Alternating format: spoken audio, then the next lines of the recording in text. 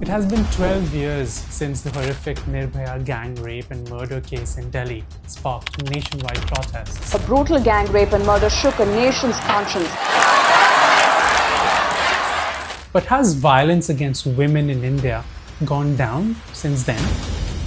No. In fact, there's been an 87% increase over the past decade, according to the National Crime Records Bureau. The numbers just keep shooting up every single year.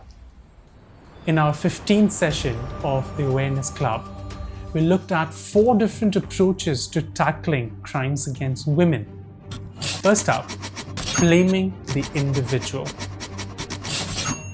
Whenever terrible incidents of violence against women make headlines, there are always voices calling for harsher punishments for the perpetrators. Punishment has to be very, very exemplary. We want justice now. We want justice! We want justice! Yes, punishing the offenders is absolutely essential for delivering justice to the victims, and it does change societal attitudes towards violence against women. But is it really effective in solving the root problem? Take countries like Saudi Arabia, for example. They have some of the strictest laws when it comes to crime against women. But many victims still do not report it because they fear being blamed. They fear being punished or shunned by society. So focusing only on the individual offenders offers a superficial short-term solution. It gives us a false sense of security, but the same issues keep coming back because the bigger problems have not been addressed. Which brings us to the second approach, blaming the system. After the Nirbhaya case, the Indian government did take some steps to improve women's safety. They set up the Nirbhaya Fund, created one-stop centers to assist victims, and introduced an online tool to track sexual assault investigations. A national database of sexual offenders was also established, along with a special division in the Home Ministry to coordinate these efforts. But my question is, if all these measures have been put in place, why are women still not safe? Why is marital rape still not recognized as a crime in India? Could it be that our education system is to blame? Studies show that in Indian school books, 45% of stories focus on males, while only 22% feature female characters in professional roles like engineer, pilot, policeman. And the complete lack of effective sex education only makes things worse, as crucial concepts like consent, gender equality, and healthy relationships remain more or less misunderstood. The third approach here is blaming society and culture.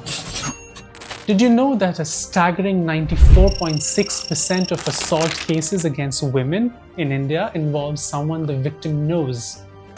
Family pressure and social stigma are huge barriers to reporting these crimes. How can a victim seek help and justice when her own society frequently blames her and treats these issues as taboos?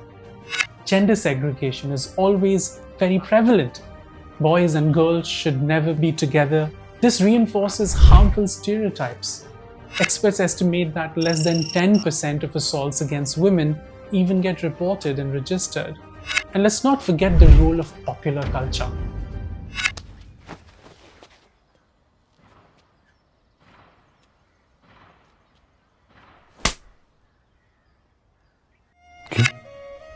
क्योंकि बेहद मोहब्बत करती हूँ मैं आपसे।